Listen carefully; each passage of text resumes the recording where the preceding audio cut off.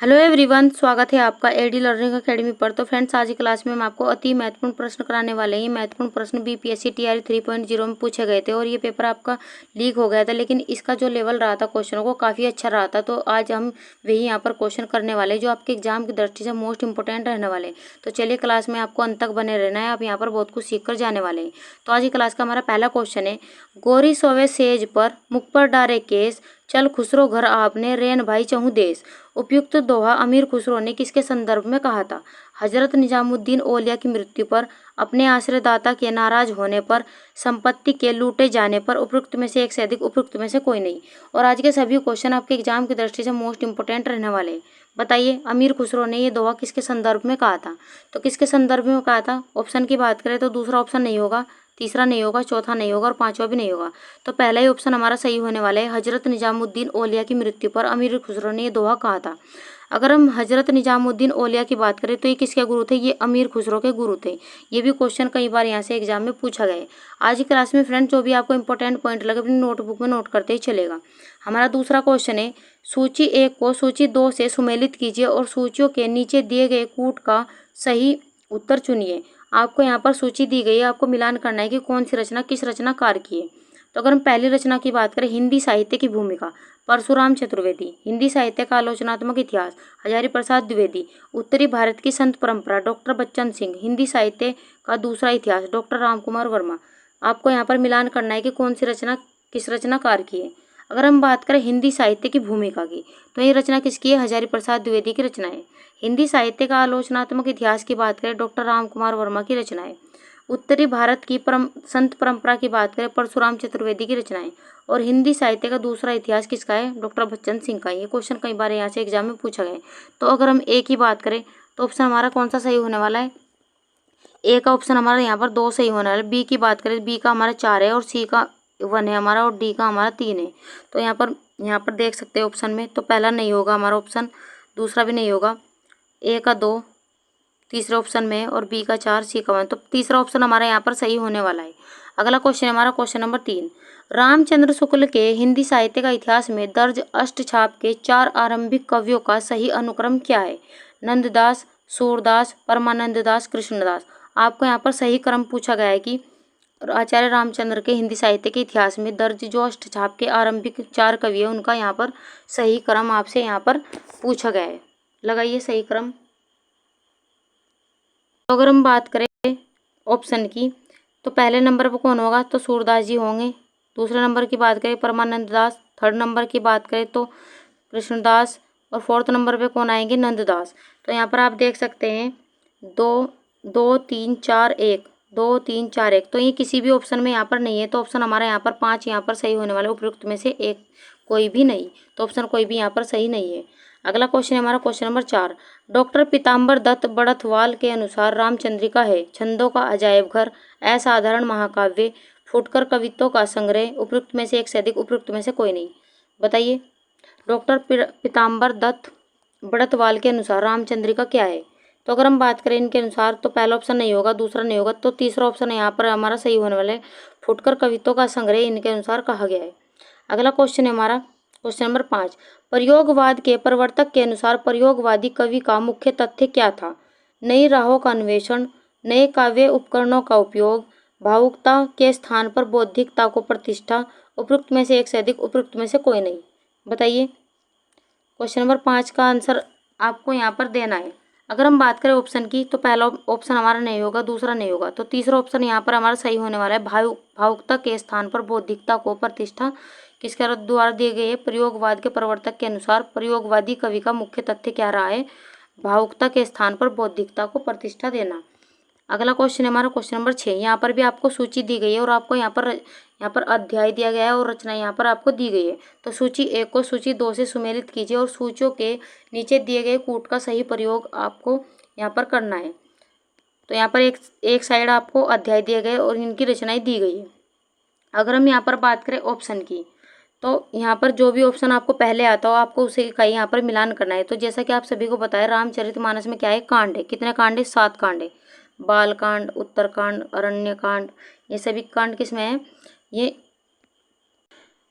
अगर हम option A की बात करें तो ऑप्शन ए समय की बात करें तो समय किस में है हमारा, ऑप्शन हमारा 4 सही होने वाला। पृथ्वीराज रासों में क्या है, समय है।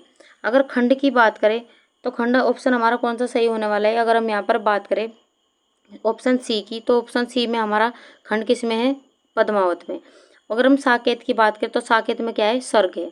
ये भी क्वेश्चन कई बार यहाँ से पूछा गया है। तो अगर हम बात करें ए का हमारा क्या होने वाला है, ए का हमारा 4, बी की अगर हम बात करें बी का हमारा 3, बी की बात करें तो बी का हमारा कौन सा ऑप्शन सही है, 3 यहाँ पर सही होने वाला है। अगर हम ऑप्शन सी की बात करें, ऑप्शन सी का हमारा कौन सा होने वाला है, ऑप्शन सी का हमारा 2, और डी की बात करें डी का हमारा 1 होने वाला है। तो यहाँ पर आप मिलान कर सकते हैं, पहला ऑप्शन हमारा नहीं होगा, तीसरा भी नहीं होगा। तो आप यहाँ पर देख सकते हैं ए का 4, बी का 3, सी का 2 और डी का 1। तो बी ऑप्शन हमारा यहाँ पर सही होने वाला है।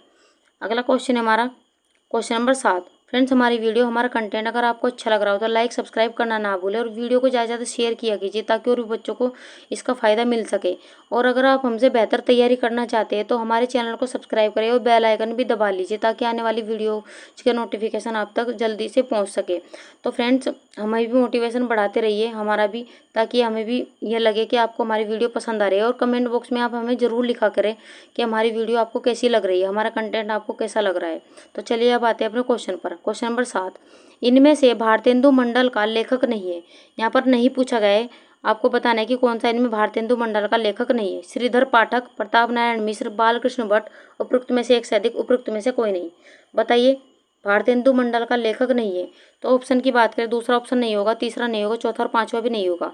तो पहला ही ऑप्शन हमारा सही होने वाला है, भारतेंदु मंडल का लेखक कौन नहीं है, श्रीधर पाठक नहीं है। तो अगर हम श्रीधर पाठक की बात करेंगे, द्विवेदी युग के क्या है, द्विवेदी युग के क्या है, लेखक है। अगर हम यहाँ पर प्रताप नारायण मिश्र की रचना की बात करें, प्रेम पुष्पावली, प्रेम पुष्पावली, कई बार यहाँ से एग्जाम में ये क्वेश्चन यहाँ से पूछा गया है, प्रेम पुष्पावली। बालकृष्ण भट्ट की बात करें, नूतन ब्रह्मचारी, नूतन यहाँ पर नूतन ब्रह्मचारी, ये भी एग्जाम में यहाँ से क्वेश्चन पूछा गया है। अगला क्वेश्चन है हमारा क्वेश्चन नंबर 8, इनमें से कौन तीसरे तार सप्तक का कवि नहीं है। यहाँ पर भी नहीं पूछा गया और तीसरे तार सप्तक का कवि कौन सा नहीं है। विजय देव नारायण शाही, केदारनाथ सिंह, प्रभाकर माचवे, उपरोक्त में से एक से अधिक, उपरोक्त में से कोई नहीं। बताइए, कौन सा तीसरे तार सप्तक का कवि नहीं है। अगर हम बात करें ऑप्शन 1 की, तो ये भी तीसरे तार सप्तक के कवि है, केदारनाथ सिंह भी है, लेकिन ऑप्शन हमारा 3 यहाँ पर सही होने वाला है, प्रभाकर माचवे तीसरे तार सप्तक के कवि नहीं है। अगर हम प्रभाकर माचवे की बात करें, ये प्रथम क्या है, प्रथम तार सप्तक के क्या है, कवि है। अगला क्वेश्चन हमारा क्वेश्चन नंबर 9, सूची 1 को सूची 2 से सुमेलित कीजिए और सूचियों के नीचे दिए गए कूट का प्रयोग कर सही उत्तर चुनिए। यहाँ पर आपको आंचलिक उपन्यास दिए गए और उनके लेखक दिए गए, आपको यहाँ पर मिलान करना है सूची 1 का सूची 2 से। रतिनाथ की चाची, रांगे राघव, प्रति परिकथा, नागार्जुन, कब तक पुकारूं, रामदत्त मिश्र, पानी के प्राचीर, फणीश्वर नाथ रेणु। बताइए, कौन सी आंचलिक उपन्यास कौन से लेखक की है। अगर हम बात करें रतिनाथ की चाची, ये किसकी रचना है, ये नागार्जुन जी की रचना है, नागार्जुन जी की क्या रचना है। तो ए का 2 हमारा तीसरा ऑप्शन में ए का 2, लेकिन फिर भी हम यहाँ पर मिलान करके देखेंगे। प्रति परिकथा की बात करें तो ऑप्शन हमारा 4 सही होने वाला है, बी का 4 इसी ऑप्शन में। कब तक पुकारो की बात करें, रांगे राघव की रचना है, तो सी का 1 भी हमारे इसमें है। और पानी के प्राचीर, ये किसकी रचना है, रामदत्त मिश्र की रचना है।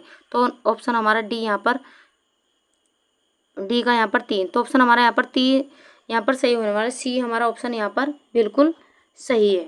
अगला क्वेश्चन है हमारा क्वेश्चन नंबर 10, निम्नलिखित में से कौन सा एक कथन गलत है। आपसे यहाँ पर गलत कथन पूछा गया है, बड़े ध्यान से देखते हो आपको चलना है।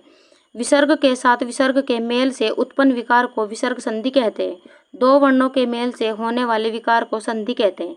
2 स्वरों के मेल से उत्पन्न विकार को स्वर संधि कहते हैं। उपयुक्त में से एक से अधिक, उपयुक्त में से कोई नहीं। आपको यहाँ पर गलत कथन चुनना है।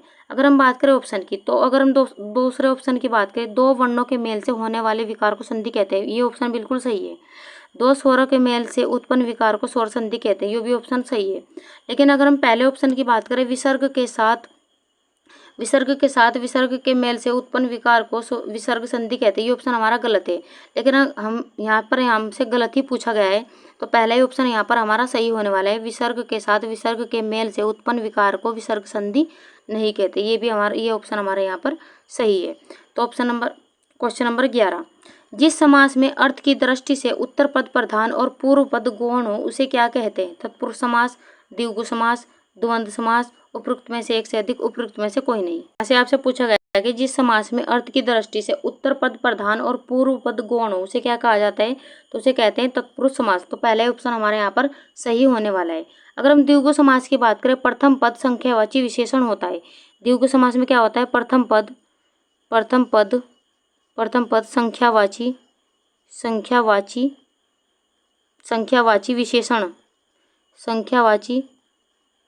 विशेषण होता है। द्वंद्व समास की बात करें, दोनों पद प्रधान, ये भी क्वेश्चन कई बार यहाँ से क्वेश्चन पूछा गया है। अगला क्वेश्चन है हमारा क्वेश्चन नंबर 12, अक्षोहिणी का संधि विच्छेद है। अक्ष धन उहिणी, अक्ष धन हिणी, अक्षो धन अहिणी, उपरोक्त में से एक से अधिक, उपरोक्त में से कोई नहीं। आप यहाँ पर मोस्ट इंपोर्टेंट क्वेश्चन ये लगाते हुए चलेगा क्योंकि कई सारे एग्जाम में ये क्वेश्चन यहाँ से पूछा गया है। बताइए अक्षोहिणी का संधि विच्छेद क्या होगा? ऑप्शन की बात करें, 2 ऑप्शन नहीं होगा, 3 नहीं होगा, 4 और 5 भी नहीं होगा। तो पहला ही ऑप्शन हमारा सही होने वाला है, अक्ष धन उहिणी, इसका क्या होगा? सही संधि विच्छेद होगा। अगला क्वेश्चन हमारा क्वेश्चन नंबर 13, 2 या 2 से अधिक शब्दों के मेल से नए शब्द बनाने की क्रिया को क्या कहते हैं? रस, समास, अलंकार, उपरोक्त में से एक से अधिक, उपरोक्त में से कोई नहीं। बताइए 2 या 2 से अधिक शब्दों के मेल से नए शब्द बनाने की क्रिया को क्या कहा जाता है? तो ऑप्शन हमारा 2 सही होने वाला, उसे क्या कहा जाता है? समास कहा जाता है। अगला क्वेश्चन हमारा क्वेश्चन नंबर 14, निम्नलिखित में से कौन सा उत्तर सही है? अनुस्वार पूर्ण अनुनासिक ध्वनि है। वर्ण के पंचम अक्षर अनुनासिक होते हैं। अनुनासिक के उच्चारण के दौरान नाक से बहुत कम सांस निकलती है और मुंह से अधिक। आपको यहाँ पर बताने कि नीचे कूट दिया गया है, आपको बताना है कि सही उत्तर आपका क्या होगा। 1, 2 और 3, केवल एक और 2, उपरोक्त में से एक से अधिक, उपरोक्त में से कोई नहीं। बताइए कौन सा आंसर आपका सही होने वाला है? और ये बीपीएससी में भी और यूपी टेट में भी क्वेश्चन यहाँ से 2019 में पूछा गया है। बताइए अगर हम बात करें पहले ऑप्शन की, अनुस्वार पूर्ण अनुनासिक ध्वनि है, पहला ऑप्शन हमारा सही है। वर्ण के पंचम अक्षर अनुनासिक होते हैं, ये भी हमारा सही है। अनुनासिक के उच्चारण के दौरान नाक से बहुत कम सांस निकलती है और मुंह से अधिक, ये भी हमारा सही है। तो पहले ऑप्शन हमारा सही होने वाला है। 1, 2 और 3 तीनों ही ऑप्शन हमारे सही है। अगला क्वेश्चन है हमारा क्वेश्चन नंबर 15। ऐसे क्वेश्चन भी आपको बड़े ध्यान से देखते हुए चलना है। ये क्वेश्चन हर बार बीपीएससी में क्वेश्चन यहाँ से पूछे जा रहे हैं। आपको बताना है कि नोटिफिकेशन का हिंदी अनुवाद है अधिसूचना, पृष्ठांकन, सूचना, उपरोक्त में से एक से अधिक, उपरोक्त में से कोई नहीं। बताइए अधिसूचना का हिंदी अनुवाद क्या है? अगर हम अधिसूचना की बात करें तो इसका हिंदी अनुवाद क्या होगा? तो ऑप्शन 2 नहीं होगा, 3 भी नहीं होगा। तो पहला ही ऑप्शन हमारा सही होने वाला है, अधिसूचना क्या है? इसका हिंदी अनुवाद है। अगला क्वेश्चन है हमारा क्वेश्चन नंबर 16, संक्षेपण मूल पाठ से कितने शब्दों में लिखना चाहिए? 2/3 शब्दों में, आधे शब्दों में, 1/3 शब्दों में, उपरोक्त में से एक से अधिक, उपरोक्त में से कोई नहीं। बताइए संक्षेपण मूल पाठ से कितने शब्दों में लिखना चाहिए? तो ऑप्शन क्या सही होने वाला है हमारा? तो अगर हम बात करें ऑप्शन की तो पहला ऑप्शन हमारा नहीं होगा, पहला ऑप्शन नहीं होगा, दूसरा भी नहीं होगा। तो तीसरा ऑप्शन हमारा सही होने वाला है, 1/3 शब्दों में।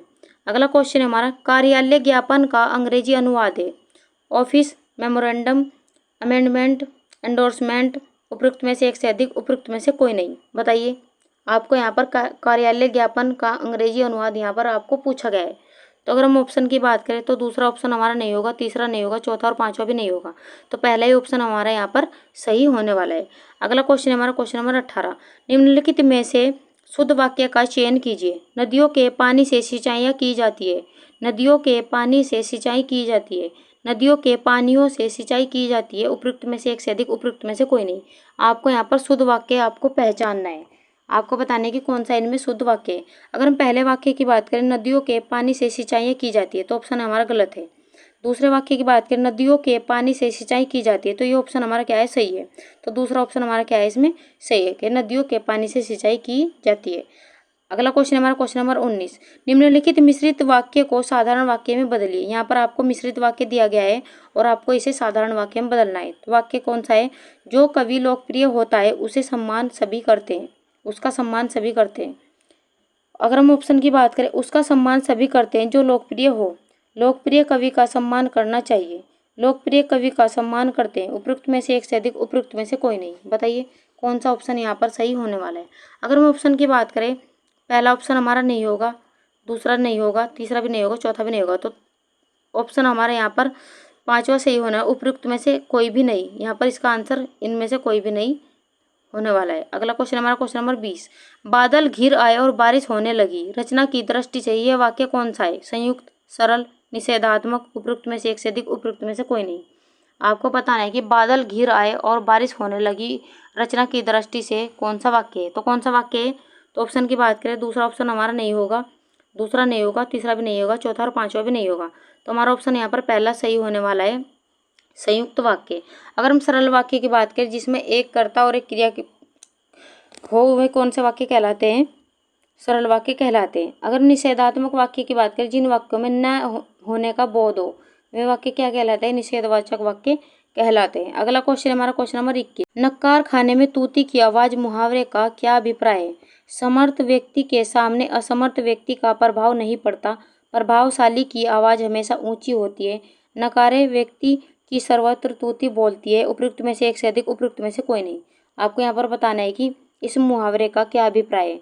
अगर हम बात करें इस मुहावरे का क्या अभिप्राय है, तो पहले ऑप्शन की बात करें तो पहला ही ऑप्शन है हमारा सही होने वाला है, समर्थ व्यक्ति के सामने असमर्थ व्यक्ति का प्रभाव नहीं पड़ता, यही इसका अर्थ है। तो दूसरा ऑप्शन नहीं होगा, तीसरा नहीं होगा, चौथा और पांचवा भी नहीं होगा। अगला क्वेश्चन है हमारा क्वेश्चन नंबर 22, निम्नलिखित में से कौन सा पदबंध का भेद नहीं है? क्रिया पदबंध, उपपदबंध, अव्यय पदबंध, उपयुक्त में से एक से अधिक, उपयुक्त में से कोई नहीं। बताइए आपको पदबंध का भेद कौन सा इनमें से नहीं है? अगर हम बात करें पदबंध का भेद नहीं है, कौन सा नहीं है, तो ऑप्शन पहला हमारा नहीं होगा, पहला नहीं होगा, तीसरा नहीं होगा, चौथा और पांचवा भी नहीं होगा। तो ऑप्शन हमारे यहाँ पर दो सही होना, उपवाक्य पदबंध, इसका भेद नहीं है।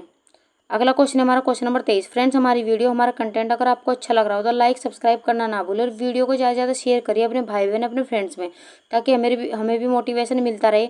और आप हमें ये ज़रूर बताया करें हमारे कमेंट बॉक्स में कि आपको हमारे क्वेश्चन और हमारा कंटेंट कैसा लग रहा है, ताकि हमें भी मोटिवेशन मिलता रहे। अगर आपको हमारी वीडियो अच्छी नहीं लग रही, हमारे कंटेंट में कोई कमी दिखाई दे रही है, तो आप उसके बारे में भी हमें कमेंट बॉक्स में ज़रूर लिखें, ताकि हम उसमें सुधार कर सकें। अगर वीडियो आपको अच्छी लग रही है तो उसके बारे में भी आप हमें कमेंट बॉक्स में ज़रूर बताएं। लेकिन वीडियो को ज़्यादा से ज़्यादा शेयर किया कीजिए, आप बिल्कुल भी हमें सपोर्ट नहीं कर रहे, जिससे क्या है कि हमारा भी मनोबल घटता जा रहा है। तो इसलिए आप हमें ज़्यादा से ज़्यादा सपोर्ट करिए। तो चलिए अब आते हैं अपने क्वेश्चन पर। हमारा 23वां क्वेश्चन है, आडंबर बहुत किंतु वास्तविकता कुछ नहीं के लिए सही लोकोक्ति है? ऊंची दुकान फीका पकवान, खोदा पहाड़ निकली चूहियां, ऊंट के मुंह में जीरा, उपयुक्त में से एक से अधिक, उपयुक्त में से कोई नहीं। बताइए आपको लोकोक्ति दी गई है, आपको इसका अर्थ यहाँ पर बताना है। अगर हम बात करें ऑप्शन की, तो दूसरा ऑप्शन हमारा नहीं होगा, तीसरा नहीं होगा, चौथा और पांचवा भी नहीं होगा। तो पहले ही ऑप्शन हमारा सही होने वाला है, आडंबर बहुत किंतु वास्तविकता कुछ भी नहीं। तो ऊंची दुकान फीका पकवान, इसका क्या है अर्थ है। अगला क्वेश्चन है हमारा क्वेश्चन नंबर 24, निम्नलिखित में से किसके अनुसार वाच्य बनता है? भाव, कर्ता, कर्म, उपयुक्त में से एक से अधिक, उपयुक्त में से कोई नहीं। बताइए किसके अनुसार वाच्य बनता है? कौन सा ऑप्शन यहाँ पर सही होने वाला है? अगर हम बात करें तो पहला ऑप्शन हमारा नहीं होगा, दूसरा नहीं होगा, तीसरा नहीं होगा। तो ऑप्शन हमारे यहाँ पर सही होने वाला है, उपयुक्त में से एक से अधिक।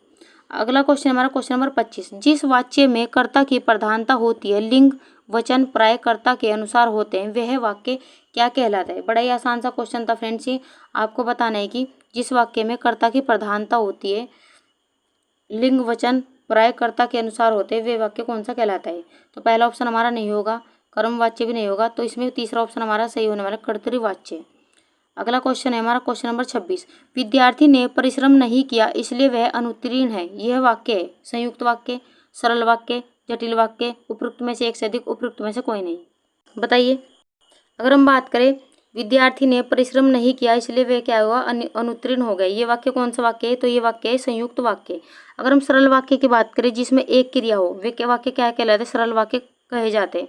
जटिल वाक्य को ही मिश्रित वाक्य कहा जाता है। ये भी क्वेश्चन कभी कभी पूछ लेता है एग्जामिनर। अगला क्वेश्चन है हमारा क्वेश्चन नंबर 27, किलक अरे में नहीं नेहारू, इन दांतों पर मोती वारू, उपयुक्त पंक्तियों में कौन सा रस है? शांत, वीर, वात्सल्य, उपयुक्त में से एक से अधिक, उपयुक्त में से कोई नहीं। बताइए इन पंक्तियों में कौन सा रस है? अगर हम इन पंक्तियों की बात करें, इन पंक्तियों में कौन सा रस है, तो पहला ऑप्शन हमारा नहीं होगा, पहला ऑप्शन नहीं होगा, दूसरा नहीं होगा। तो इन पंक्तियों में कौन सा रस है? वात्सल्य रस है।